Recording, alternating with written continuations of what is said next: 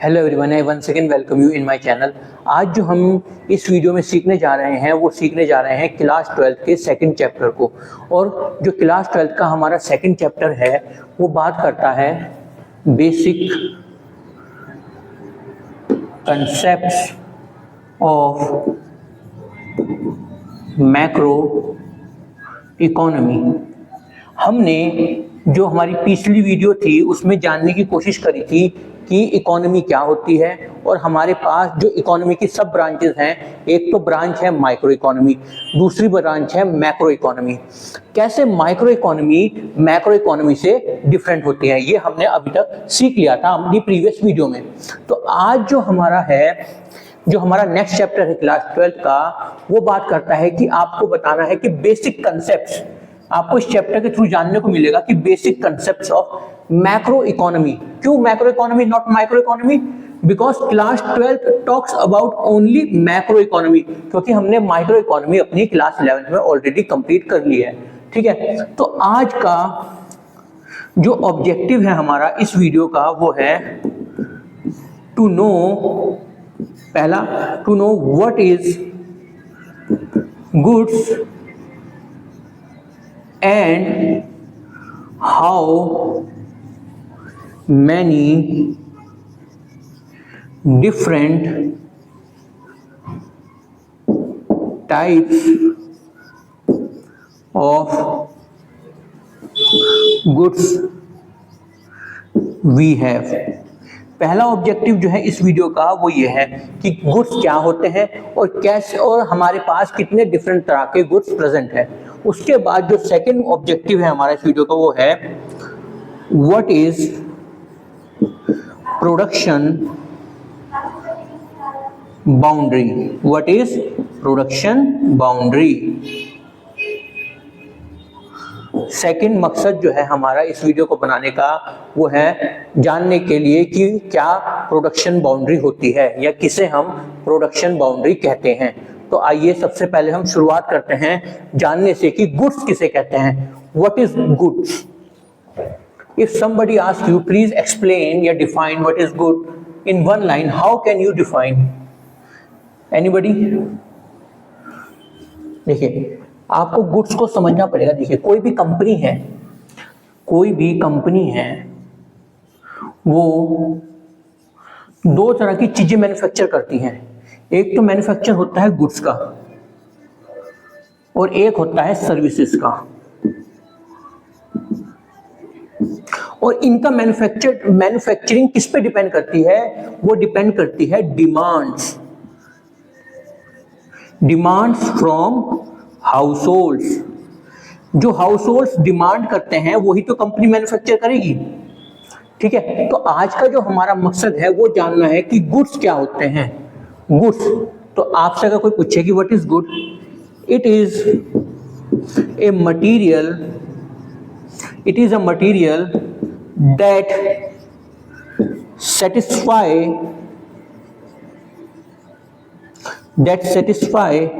the human wants। Goods वो material है जो सेटिस्फाई करते हैं किसे? ह्यूमन वांट्स को। आई होप कि आपको समझ में आ गया होगा कि यहां पे गुड्स का क्या मतलब है। ठीक है, अब गुड्स खाली ह्यूमन वांट्स को ही सेटिस्फाई नहीं करते, एज वेल एज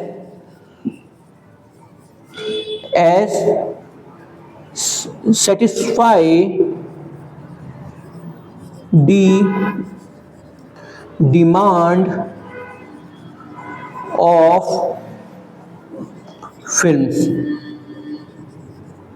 अब मैंने यहाँ पे आपको दो लाइन लिखी, मैंने आपको यहाँ पे बताया कि गुड्स वो चीज होती हैं, वो मटेरियल होते हैं जो सेटिस्फाई करते हैं, पहला किसकी डिमांड्स को या वांट्स को? ह्यूमन वांट्स को सेटिस्फाई करते हैं। पहला तो ये हो गया। और दूसरा, वो सेटिस्फाई करते हैं डिमांड्स ऑफ फिल्म का मतलब यहाँ पे क्या है? प्रोडक्शन लेवल पे। अब यही दोनों लाइन है, यही बता देंगी कि हमारे पास कितने डिफरेंट तरह के गुड्स प्रेजेंट हैं। और इन्हें जानने से पहले हमें एक चीज और जाननी पड़ेगी, वो मतलब गुड्स के बारे में, डिफरेंट तरह के गुड्स के बारे में। वो है, आइए, एक तो होता है हमारे पास इंटरमीडिएट गुड्स, दूसरा होता है हमारे पास फाइनल गुड्स। हमने समझ लिया कि हमारी कंपनी दो तरह की चीजें मैन्युफैक्चर करती है, एक तो गुड्स और एक सर्विसेज। गुड्स जो होते हैं वो ह्यूमन वांट्स को सेटिस्फाई करते हैं as well as the demands of film, ठीक है। उसके बाद हमारे पास क्या है, how many types of goods we have. अब हमारे पास जो गुड्स हैं उनकी जो टाइप है वो है टू।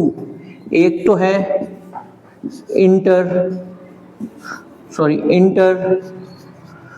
इंटरमीडिएट गुड्स और दूसरा है फाइनल गुड्स।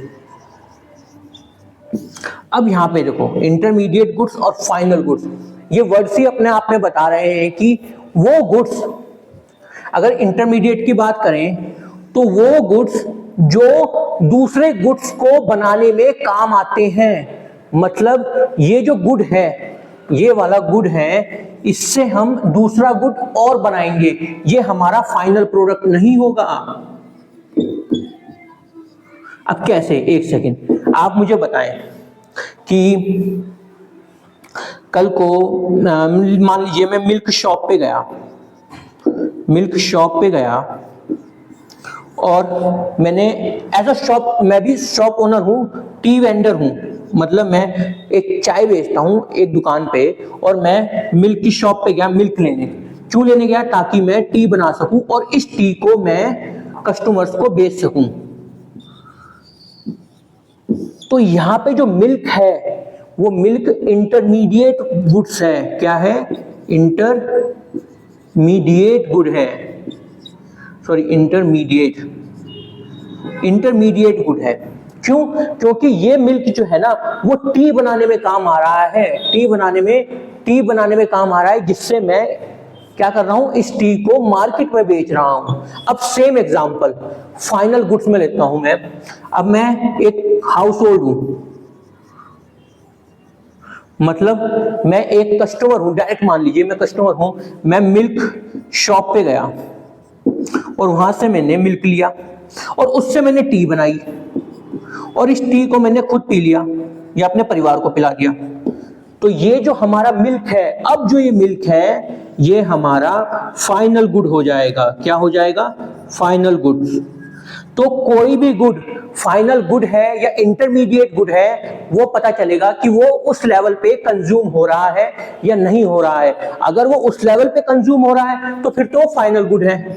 अगर वो कंज्यूम ना होके कोई और नया प्रोडक्ट बना रहा है तो वो हमारा इंटरमीडिएट गुड है। देखिए क्या मैंने बताया आपको, अभी तक मैंने क्या बताया कि गुड्स किसे बोलते हैं। गुड्स वो चीज होती है जो सेटिस्फाई करते हैं ह्यूमन वांट्स को as well as the demand of the company, ठीक है, the demand of the film. तो ह्यूमन वांट्स तो हमारी फाइनल उसमें आ रही है कि एक बंदा दूध की दुकान पर गया, वहां से दूध लिया और अपने लिए चाय बनाई और पी गया, ये तो है हमारा फाइनल गुड। और दूसरा, एक बंदा दूध की दुकान पे गया, दूध लिया और चाय बनाई, उसे बेचा, चाय को बेचा, तो ये हमारा क्या है, इंटरमीडिएट गुड।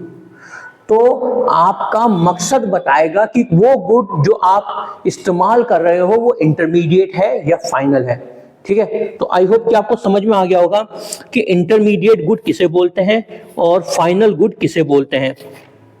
अब हम इसे इन्हें तरीके से लिखते हैं, और अगर कोई आपको पेपर में डिफाइन करने को बोले कि please define final good, how would you define it, and please define intermediate good, तो आप कैसे डिफाइन करेंगे उस चीज को।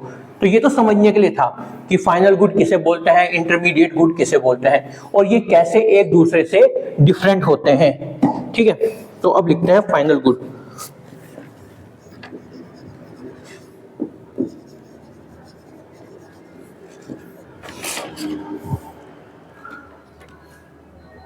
Final goods refers to those goods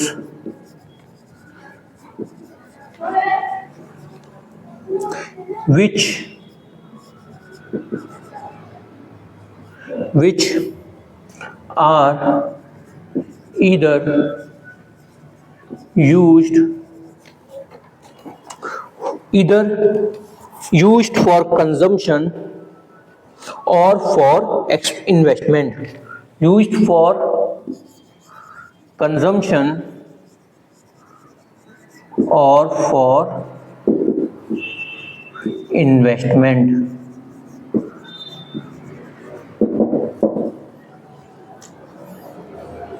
अब देखिए, फाइनल गुड्स इंक्लूड्स, पहला goods purchased by consumer, household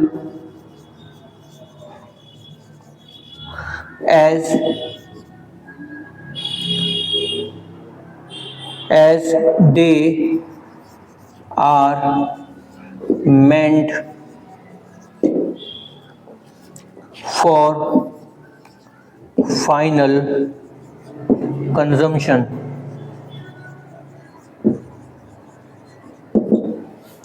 Like butter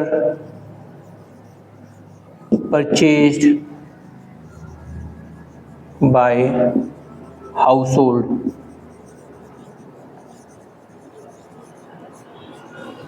ठीक है, एक एग्जांपल तो ये हो गया। दूसरा है goods purchased bye films for capital formation. देखिए, यहाँ पे एक वर्ड इस्तेमाल हुआ है कैपिटल फॉर्मेशन और इन्वेस्टमेंट, कि फाइनल गुड हमारा जो होता है वो दो कैटेगरी का होता है।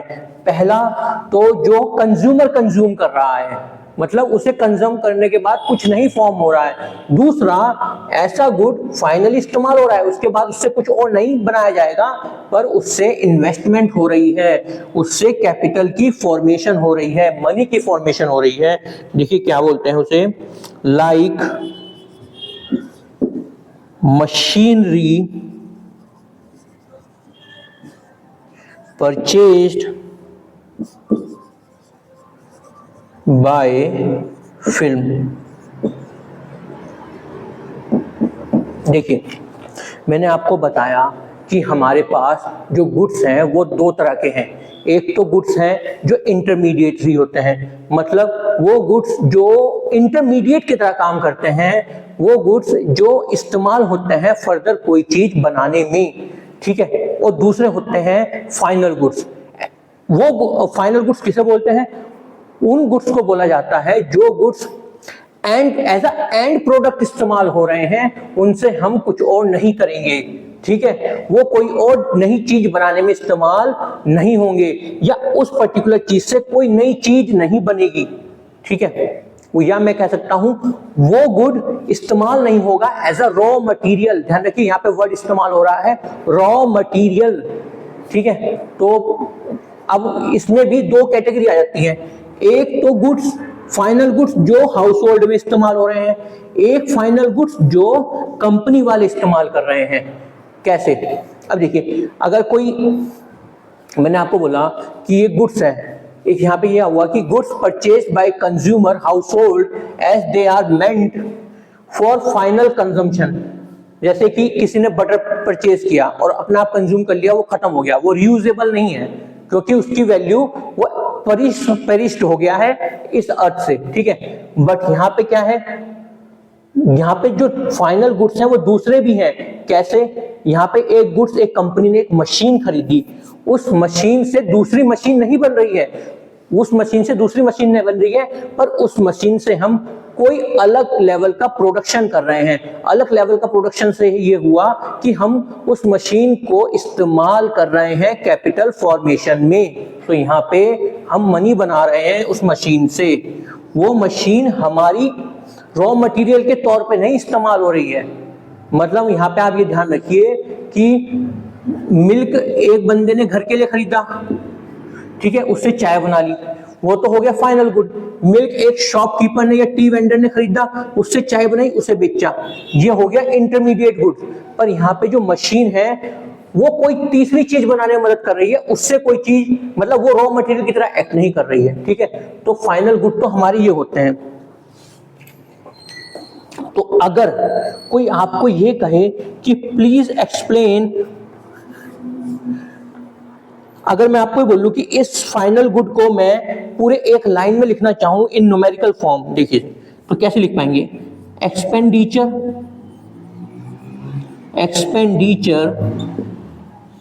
ऑन फाइनल गुड्स जो होता है वो किसके बराबर होता है? Consumption expenditure plus investment expenditure.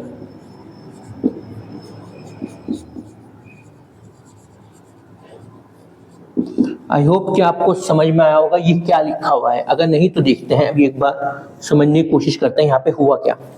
देखिए यहाँ पे बोला गया है एक्सपेंडिचर, मतलब जो हमने खर्चा किया है या टोटल खर्चा अगर कोई पर्सन कर रहा है किस पे? फाइनल गुड्स पे। किस पे?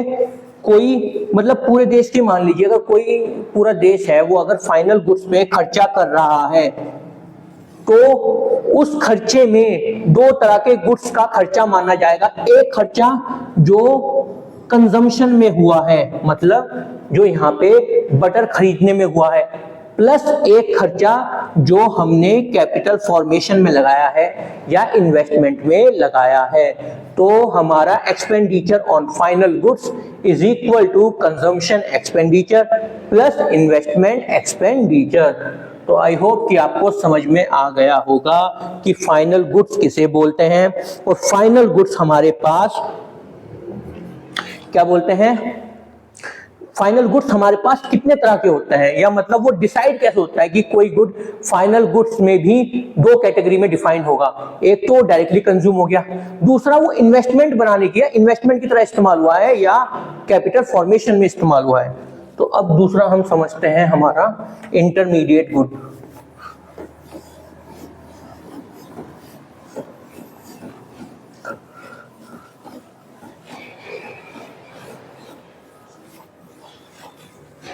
तो आइए इंटरमीडिएट गुड्स समझते हैं। Intermediate goods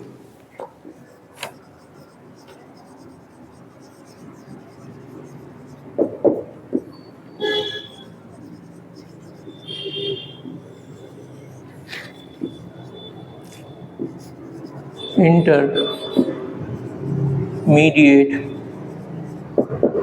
goods refers to those goods which are used either for resale, ध्यान रखिएगा, for resale or for further production in the same year। यहाँ पे एक वर्ड का इस्तेमाल हुआ है प्रोडक्शन, और नहीं, फॉर रीसेल और for further production in the same year.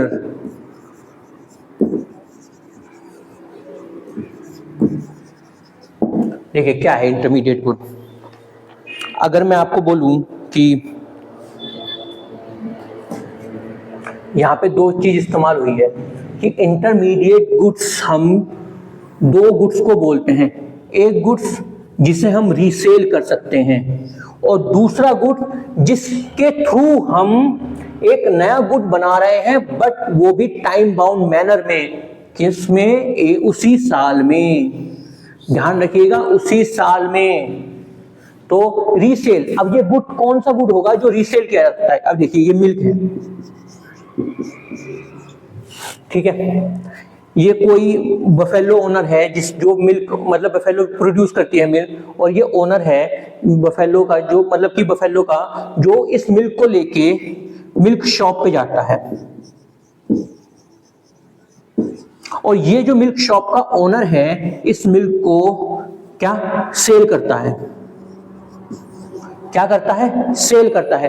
तो यहाँ पे जो पहली बार जो सेल हुआ है वो सेल किसे हुआ है? ये जो मिल्क था पहली बार सेल हुआ है मिल्क शॉप के ओनर को, फर्स्ट टाइम सेल,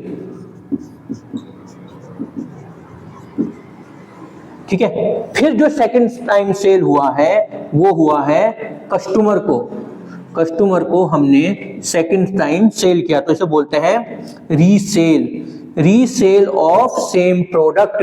जो ये मिल्क था पहले तो सेल किया गया मिल्क शॉप के ओनर को, देन इस मिल्क शॉप के ओनर ने इसे दोबारा बेचा जो एंड कंज्यूमर है उसे, ठीक है, तो वो था कस्टमर। तो रीसेल का मतलब यहीं पे, intermediate goods refers to those goods which are used either for resale. एक तो हमने समझ लिया रीसेल किसे बोलते हैं, और फिर दूसरा लिखा हुआ है फर्दर प्रोडक्शन। अब यहाँ पे जो फर्दर प्रोडक्शन का है वो क्या मतलब है, देखिए, अब मैंने यहाँ पे मिल्क लिया, मिल्क लिया, मिल्क शॉप ओनर से लिया, और मेरी क्या क्या रिक्वायरमेंट है इस मिल्क से, मुझे बनानी है आइसक्रीम।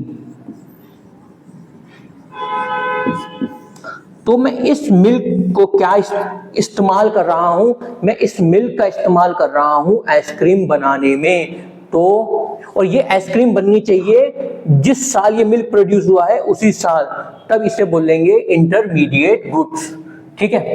क्या हो रहा है यहाँ पे, फर्दर प्रोडक्शन, फर्दर प्रोडक्शन हो रहा है बट कौन, सेम ईयर में ही, ठीक है। तो आई होप कि आपको समझ में आ गया होगा, इंटरमीडिएट गुड्स वो गुड्स होते हैं जो इस्तेमाल होते हैं एज अ इंटरमीडिएट, मतलब कि वो एंड प्रोडक्ट नहीं होते अपने आप में, उनसे एक एंड प्रोडक्ट जनरेट किया जाता है। अब वो एंड प्रोडक्ट कैसे जनरेट होता है, पहला तो होगा कि कोई पर्सन है वो अपना जो क्या बोलते हैं रॉ मटेरियल है, उस रॉ मटेरियल को किसी पार्टी को बेचेगा, और वो पार्टी उस रॉ मटेरियल का रेट बढ़ा के, उस रॉ मटेरियल का रेट बढ़ा के किसी सेकंड पार्टी को बेचेगी, या मैं कह दूं थर्ड पार्टी को बेचेगी, ठीक है। पर यहाँ पे इस केस में आपको देखना है कि यहाँ पे कोई वैल्यू एडिशन नहीं हो रहा है। इन केस ऑफ रीसाइकिल या रीसेल, सॉरी रीसेल में नो वैल्यू एडिशन। क्योंकि जो मिल्क हमने खरीदा था वो एज इट इज हमने बेच दिया है आगे, बट यहाँ पे जो प्रोडक्शन हो रहा है इसमें क्या हो रहा है, किसी बंदे ने एक रॉ मटेरियल लिया, उसमें वैल्यू एडिशन किया, क्या किया, वैल्यू एडिशन। उस वैल्यू एडिशन से हमारी जो प्रोडक्ट की क्वालिटी है वो इंक्रीज हो गई, देन हमने उसे कस्टमर को बेच दिया। तो यहाँ पे दोनों ही एंड प्रोडक्ट हैं, दोनों ही, मतलब कि दोनों केस में थर्ड पार्टी हमारी एंड कस्टमर है, मतलब एंड प्रोडक्ट ले रही है, पर जो शुरुआत हो रही है वो इंटरमीडिएट गुड की तरह से हो रही है। तो आई होप कि आपको समझ में आ गया होगा कि इंटरमीडिएट गुड किसे कहते हैं और क्या बोलते हैं, फाइनल गुड किसे कहते हैं। अब कुछ इंपॉर्टेंट पॉइंट्स हैं जो हमें ध्यान में रखने हैं अबाउट इंटरमीडिएट गुड्स, देखिए, और उसी से जो हमारा आज का सेकंड ऑब्जेक्टिव है, सेकंड ऑब्जेक्टिव क्या, प्रोडक्शन बाउंड्री, वो समझ में आएगा, ठीक है। तो देखिए अब important points about intermediate intermediate goods. Important points about intermediate goods. पहला, they are generally purchased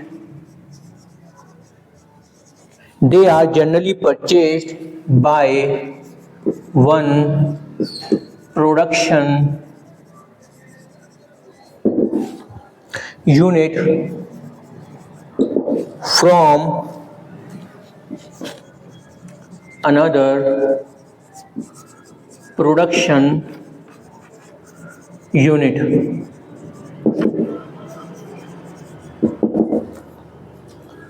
That is intermediate goods remains within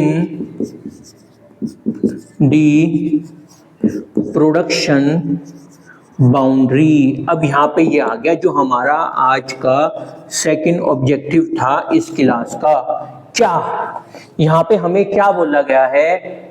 important point about intermediate goods. अब इंटरमीडिएट गुड्स के पहला इंपॉर्टेंट पॉइंट क्या है? They are generally purchased by one production unit from another production unit. मतलब कि कोई एक production unit है, वो इन गुड्स को किसी दूसरी प्रोडक्शन यूनिट से परचेज करती है। ये इंटरमीडिएट गुड्स हो गए। इसका मतलब क्या हुआ? इंटरमीडिएट गुड्स रिमेन्स हमेशा प्रोडक्शन बाउंड्री में रहते हैं। अब ये प्रोडक्शन बाउंड्री क्या है और ये कैसे डिफाइन होती है, ऐसा आइए हम एग्जांपल के थ्रू समझते हैं। The production boundary, देखिएगा, production boundary is the line around the productive sector। क्या कह रहा है ये कि प्रोडक्शन बाउंड्री क्या है? प्रोडक्शन बाउंड्री एक लाइन है।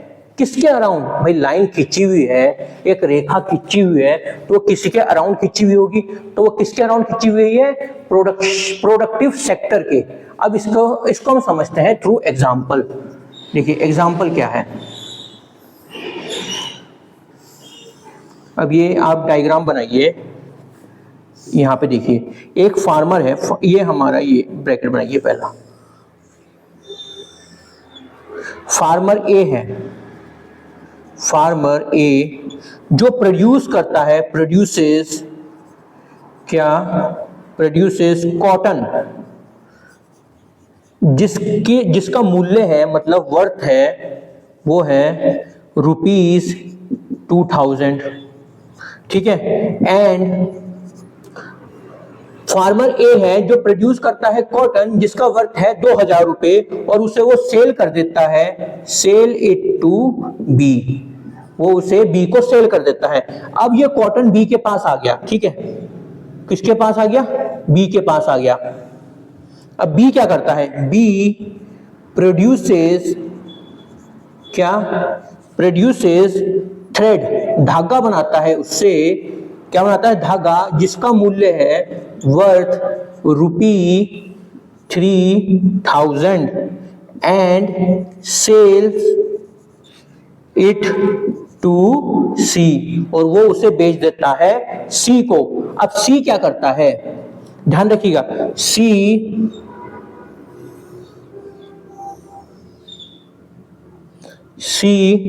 Produces cloth worth ₹4500 and sell it to consumers। अब आपको ये देखना है, यहाँ पे एक चीज आपको ध्यान रखनी है। यहाँ पे हुआ क्या? यहाँ पे हुआ क्या है, हमने यहाँ पे बोला है कि पहला पॉइंट हमारा जो होता है कि जो इसमें इंटरमीडिएट गुड्स होते हैं उसमें क्या होता है कि जो एक प्रोडक्शन यूनिट है वो दूसरे प्रोडक्शन यूनिट से माल खरीदती है और वो माल हमेशा रिमेन मतलब रहता है प्रोडक्शन बाउंड्री में।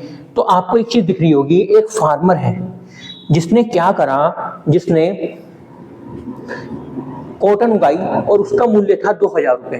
तो इसने क्या करा, इस माल को डायरेक्टली कस्टमर को नहीं दिया, उसने उस माल को एक फैक्ट्री ओनर को दिया जिसने उस कॉटन से क्या बनाया, धागा बनाया। क्या बनाया? धागा बनाया। और उस धागे का वैल्यू हो गया 3000 रुपए। क्या हो गया? 3000 रुपए। अब उस धागे वाले बनाने वाले ने उसे डायरेक्टली कस्टमर को नहीं दिया, उसने दिया कपड़े बनाने वाले इंसान को या कपड़े बनाने वाली फैक्ट्री को। जैसे ही उन्होंने उसे दिया तो वो भी उसका वैल्यू एडिशन हुआ और अभी तक वो कस्टमर के पास नहीं पहुंचा। जैसे यहाँ पे ये हो गया, कपड़े बन गए और ये कपड़े जैसे ही बाहर निकलेंगे, बाहर किससे निकलेंगे? प्रोडक्शन बाउंड्री से। किससे बाहर निकलेंगे? प्रोडक्शन बाउंड्री से। तभी वो कपड़े क्या कहलाएंगे? Final goods. जब तक वो कपड़े किसके अंदर हैं? प्रोडक्शन बाउंड्री के अंदर हैं, तब तक वो क्या है?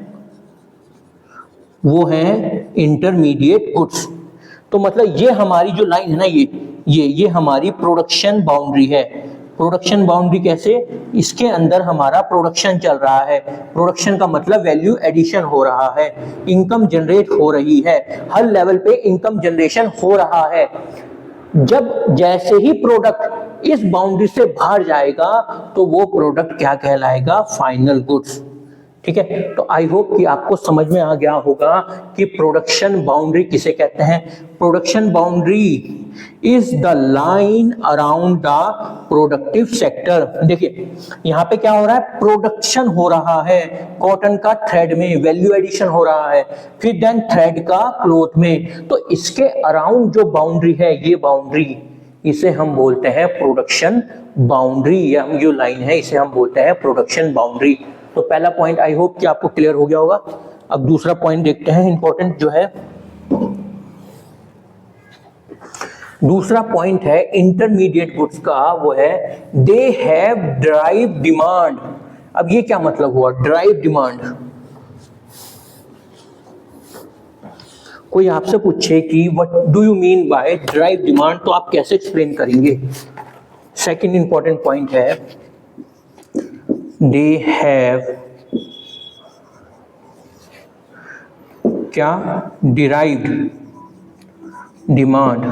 कौन सी demand? Derived demand as their demand depends, as their demand depends on the demand of final goods। मतलब यहाँ पे क्या, इस वर्ड का क्या मतलब हुआ? Drive demand. यहाँ पे ये बोला गया है कि इंटरमीडिएट गुड्स की डिमांड उस पे डिपेंड करती है कि हमारे फाइनल गुड्स की डिमांड कितनी है, या उस इंटरमीडिएट गुड्स से बनने वाले फाइनल गुड्स की डिमांड कितनी है। अब मैं बात मानिए, देखिए सुनिए, अगर कोई आइसक्रीम प्रोड्यूसिंग कंपनी है, आइसक्रीम प्रोड्यूसिंग कंपनी है,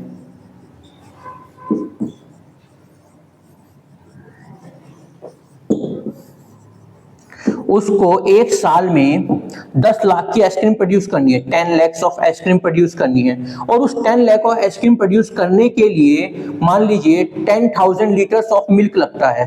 कितना? 10,000 लीटर्स ऑफ मिल्क। और ये डिमांड थी उसकी 2023-24 में। कोई दिक्कत तो नहीं है 23-24 में, ठीक है। अब क्या हुआ 2024-25 में क्लाइमेट में चेंज आया, क्लाइमेट वर्स्ट हो गया, मतलब हीट वेव चालू हो गई। हीट वेव के चालू होने की वजह से आइसक्रीम की डिमांड क्या हुआ, आइसक्रीम की डिमांड बहुत ज्यादा बढ़ गई। जब आइसक्रीम की डिमांड बढ़ गई, क्या हुआ यहाँ पे, आइसक्रीम की डिमांड बढ़ गई, तो आइसक्रीम बनती किससे है, आइसक्रीम बनती है मिल्क से, तो मिल्क की भी डिमांड बढ़ गई। तो मिल्क की डिमांड या मिल्क का प्रोडक्शन किस पे डिपेंड करेगा, उस पे डिपेंड करेगा कि हमारी आइसक्रीम की डिमांड क्या है, क्योंकि हमारा जो फाइनल प्रोडक्ट है वो डिसाइड करता है कि इंटरमीडिएट प्रोडक्ट की डिमांड कितनी होगी मार्केट में। ठीक है, आई होप कि आपको समझ में आया होगा कि यहाँ पे सेकंड लाइन क्या कही गई है। यहाँ पे कहा गया है they have derived demand. Derived demand का मतलब कि there demand depends upon the demands of final goods. जैसे जैसे फाइनल गुड्स की डिमांड कम ज्यादा होगी, वैसे वैसे जो हमारे इंटरमीडिएट गुड्स की डिमांड होगी वो भी कम ज्यादा होगी। ठीक है, चलें आगे। तो आइए अब दूसरा देखते हैं।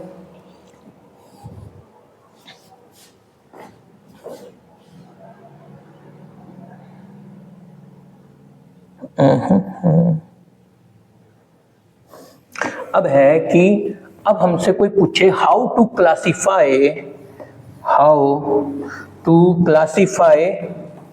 अ गुड एज इंटरमीडिएट गुड और अ फाइनल गुड। कि अगर कोई मुझे बोले कि हमें बताओ कि आप कोई भी गुड को कैसे डिफाइन करेंगे कि वो, या क्लासिफाई करेंगे कि वो गुड इंटरमीडिएट गुड है या क्या है, फाइनल गुड है। How to classify a goods as, पहला इंटरमीडिएट गुड और दूसरा फाइनल गुड्स। तो आप कैसे किसी गुड्स को डिफाइन करेंगे कि वो गुड्स इंटरमीडिएट गुड है या वो गुड फाइनल गुड है, तो ये कैसे पता चलेगा।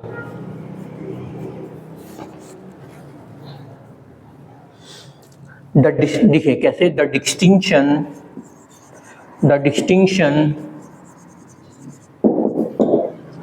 between intermediate goods and final goods is made on the basis of the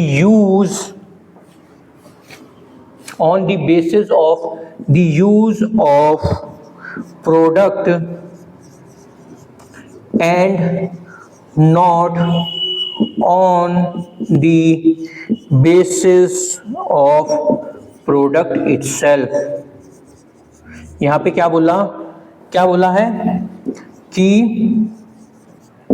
कोई भी गुड है या गुड्स हैं, वो गुड्स फाइनल होगा या इंटरमीडिएट होगा, वो उस बात से पता लगेगा कि हम उसे इस्तेमाल कैसे कर रहे हैं, ना कि उस बात से कि वो गुड है किस प्रकार का। देखिए यहाँ पे यही बोला है, the distinction between intermediate goods and final goods is made on the basis of use, इस्तेमाल of product and not on the basis of product itself। कि वो प्रोडक्ट कौन सा है उस पे बेसिस पे नहीं डिसाइड होगा कि वो इंटरमीडिएट गुड है या हमारा फाइनल गुड है, वो डिसाइड होगा कि हम उस प्रोडक्ट का इस्तेमाल कैसे कर रहे हैं, क्या हम उस प्रोडक्ट से फर्दर कुछ बना रहे हैं या उसे हम डायरेक्टली कंज्यूम कर रहे हैं। एग्जाम्पल के तौर पर वही ले लेते हैं, मिल्क का कोई बंदा है, देखिए एक बंदा है मिल्क, जो मिल्क बेचता है। अब वो मिल्क क्या हुआ, उस मिल्क से मैंने टी बनाई अपने लिए, तो ये तो हो गया फाइनल गुड। बट कोई मिल्क वाला है, वो मिल्क उसे टी वेंडर को बेचता है, टी शॉप वाले को बेचता है, वो टी वेंडर किसी कस्टमर को बेचता है। तो यहाँ पे क्या हो गया, ये मिल्क हो गया इंटरमीडिएट। तो यहाँ पे इस बात से क्लियर होता है कि मिल्क तो सेम ही है, प्रोडक्ट सेम ही है, बट उसका यूसेज बता रहा है कि वो एज अ फाइनल प्रोडक्ट इस्तेमाल होगा या वो ऐसा इंटरमीडिएट इस्तेमाल होगा।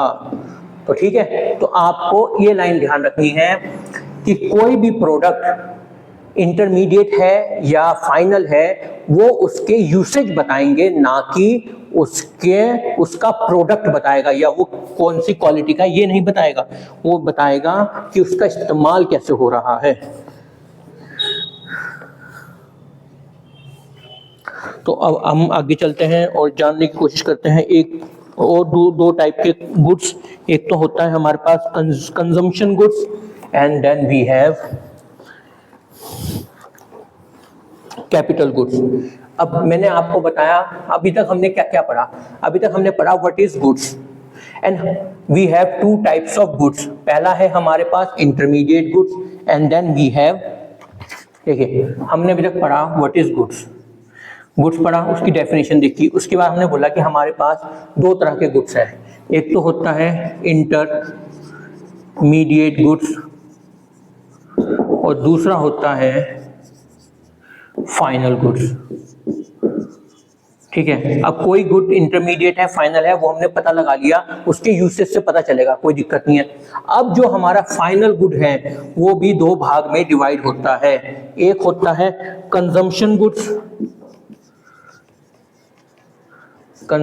गुड्स और दूसरा है हमारा कौन सा, कैपिटल गुड।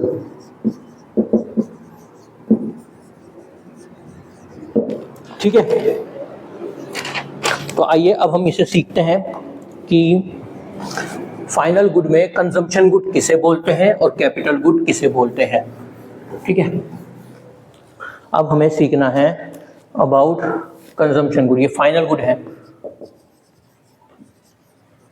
और उसमें हमें सीखना है कंजम्पशन गुड। कंजम्पशन गुड्स, तो कंजम्पशन गुड किसे बोलते हैं? It refers to those goods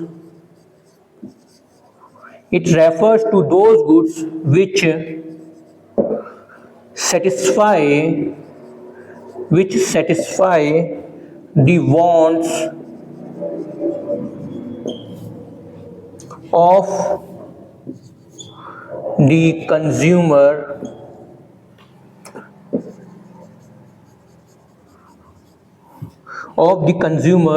directly. क्या बोला यहाँ पे?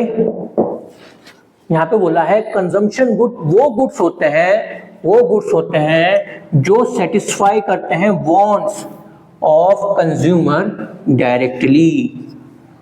समझे? तो आगे चलते हैं और जानने की कोशिश करते हैं। ये जो कंजम्पशन गुड्स हैं ये फर्दर डिवाइडेड है इनटू वेरियस कैटेगरीज। पहला durable goods,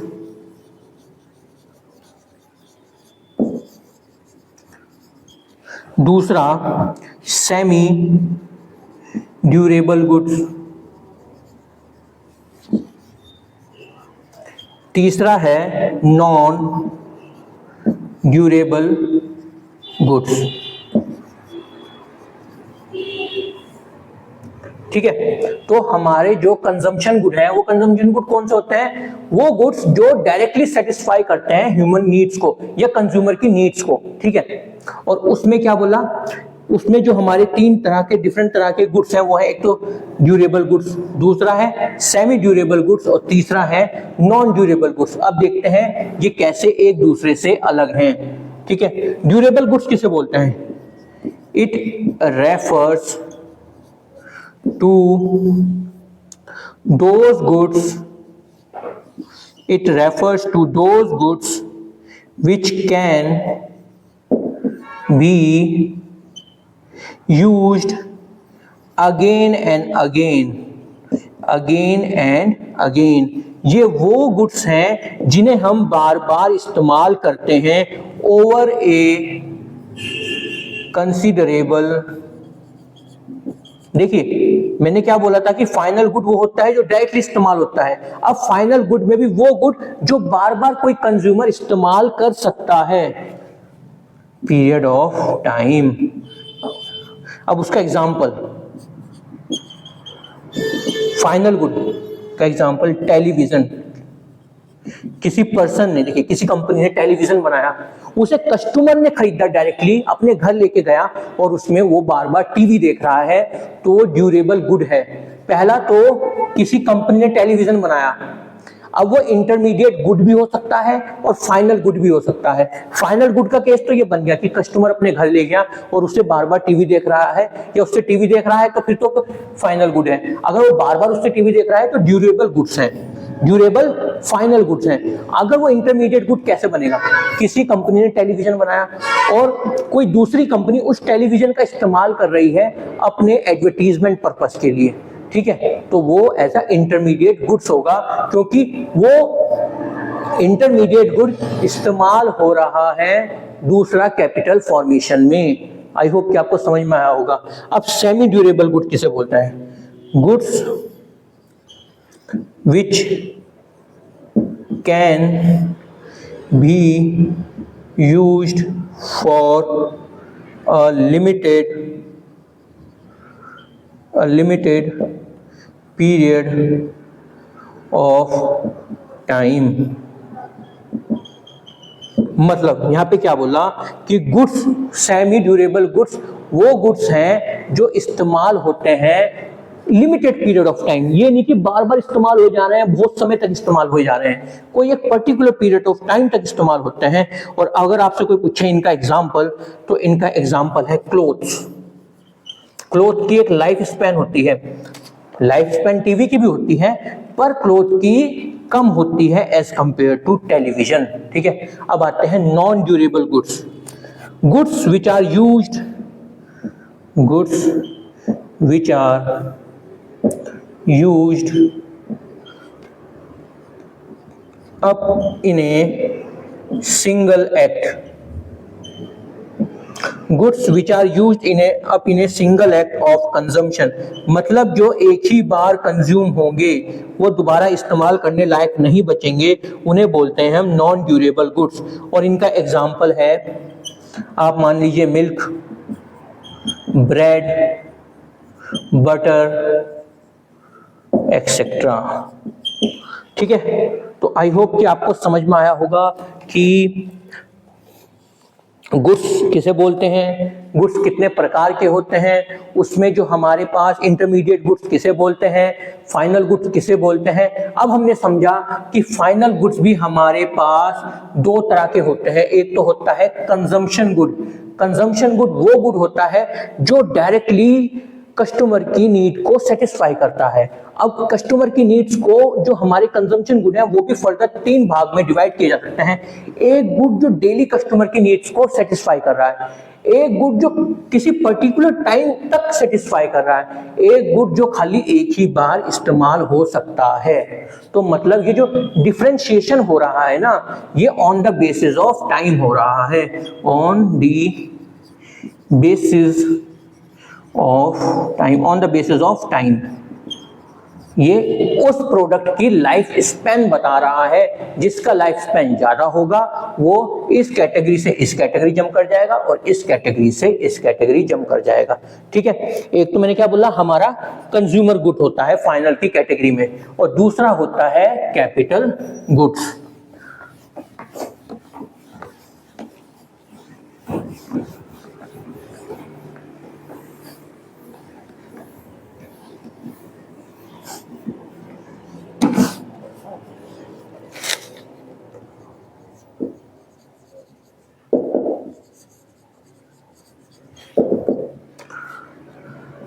These are those goods which help in production. These are those goods which help in production of other goods. ये वो गुड्स हैं जो दूसरे गुड्स बनाने में मदद करते हैं। एंड सर्विसेज, गुड्स और सर्विसेज।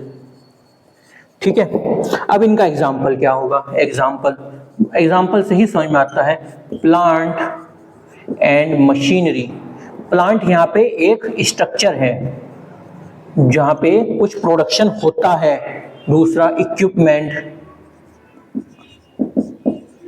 और मैनी मोर, मतलब कि ये वो गुड्स हैं जो हमें मदद करते हैं और नई चीज का प्रोडक्शन करने में, तो उन्हें हम क्या बोलते हैं? Capital goods. ठीक है, क्या बोलते हैं? Capital goods. अब कुछ पॉइंट्स जो आपको याद रखने हैं, some important points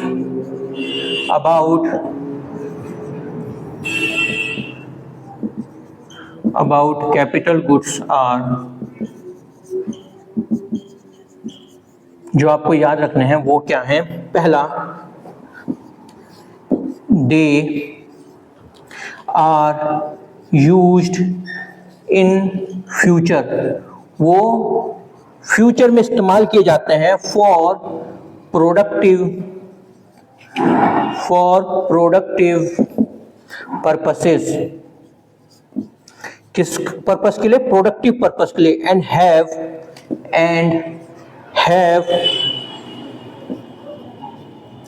expected life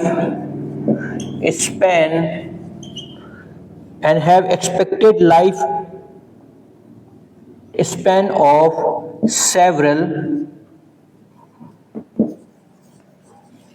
several years। ठीक है। दूसरा, they do not lose their identity. They do not lose, क्या बोला यहाँ पे? एक वर्ड इस्तेमाल हुआ है, लूज देयर आइडेंटिटी। यही जो लाइन है वो जो कैपिटल गुड्स को इंटरमीडिएट गुड्स से अलग करती है। ध्यान रखिएगा, कैपिटल गुड्स को इंटरमीडिएट गुड्स से यही लाइन अलग करती है कि कैपिटल गुड्स जो होते हैं ये अपनी आइडेंटिटी लूज नहीं करते। मतलब जब हम कैपिटल गुड्स की फॉर्मेशन करते हैं किसी गुड से मिला के या किसी गुड के थ्रू, तो जो गुड इस्तेमाल हुआ है उसकी आइडेंटिटी लॉस नहीं होती। अभी समझाऊंगा कैसे। इन द प्रोडक्शन प्रोसेस,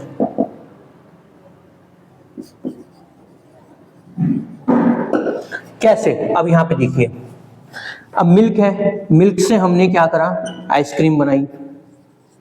तो इस फंडे में मिल्क की अपनी आइडेंटिटी खत्म हो गई। ठीक है, बट यहाँ पे मिल्क, यहाँ पे मशीन है, मशीन से हमने कोई क्या करा? कोई प्रोडक्शन करा XYZ का। तो यहाँ पे मशीन अपने आप में इंटैक्ट है, ये इसकी आइडेंटिटी लॉस नहीं हो रही है। यहाँ पे मिल्क कन्वर्ट हो रहा है आइसक्रीम में, तो ये एज इट इज गायब हो जा रहा है, मशीन गायब नहीं होगी। ठीक है, तो आई होप कि आपको समझ में आया होगा कि गुड्स क्या होते हैं, टाइप्स ऑफ गुड्स कितने होते हैं, इंटरमीडिएट गुड्स और फाइनल गुड्स किसे बोलते हैं और वो कैसे एक दूसरे से अलग होते हैं।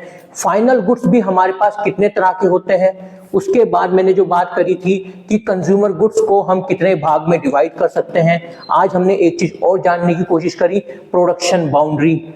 तो अभी तक जो हमने सीखा है, आई होप कि आपको सब समझ में आया होगा।